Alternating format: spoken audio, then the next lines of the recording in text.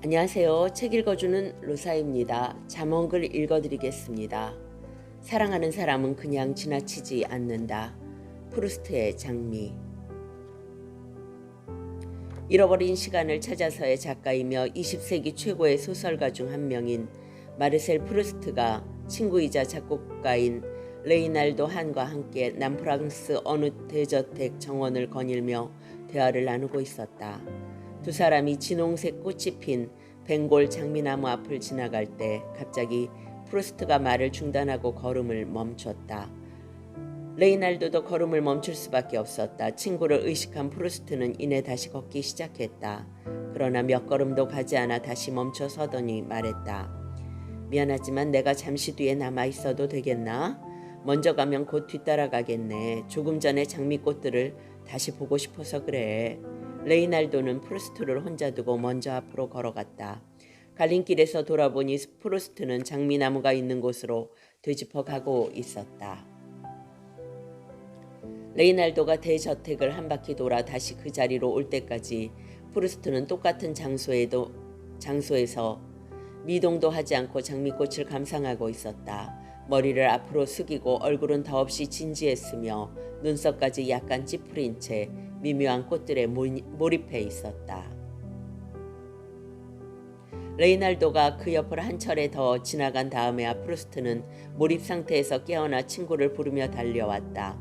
가까이 다가온 그가 친구에게 물었다. 화나지 않았나? 레이날도는 그렇지 않다고 미소를 지어 보였고 두 사람은 아무 일 없었다는 듯 중단되었던 대화를 이어갔다. 레이날도는 프루스트를 존중하는 마음에서 그 장미나무에 대해 묻지 않았다. 전에도 그런 일이 여러 번 있었기 때문이다. 훗날 레이날도는 회상기에 썼다. 그런 신비한 순간들을 얼마나 많이 목격했던가. 그 순간들의 마르셀은 자연, 문학, 인생 이런 것과 완전히 하나가 되어 있었다. 그 깊은 순간들 속에 온 존재가 무라일체로 잠겨 있었다. 프루스트는 사람들과의 교류에서도 소설의 줄거리를 얻었지만 흔한 가시나무나 장미꽃 앞에서 보낸 몰입의 순간들 속에서도 많은 영감을 얻었다. 그런데 프루스트는 심한 천식 때문에 햇빛이나 거리의 소란, 향수 냄새도 견디기 힘들어 자주 밀폐된 방에 치과하며 글을 써야만 했다. 9살에 시작된 천식은 죽음의 순간까지 그를 괴롭혔다. 따라서 장미나 꽃들에 가까이 다가가는 것은 천식 발작을 일으킬 수도 있는 위험한 일이었다. 힘들게 완성한 소설도 출판사를 구하지 못해 자비 출판해야만 했다.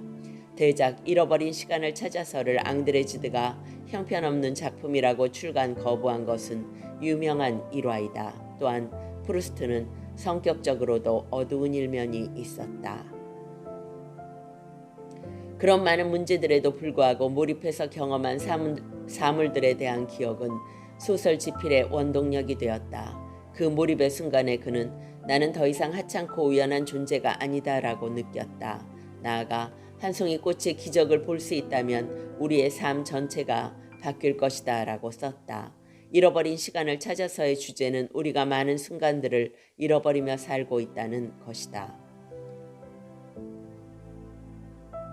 자세히 보기만 하면 모든 사물은 그 속을 가지고 있다. 종교에서는 그것을 신의 파편이라 부른다. 그래서 각자가 독특하고 신비하다. 고대 베단타의 사상가가 간파했듯이 보려고 하지 않는 사람보다 더 심각한 장님은 없고 들으려고 하지 않는 사람보다 더 심각한 귀머거리는 없다.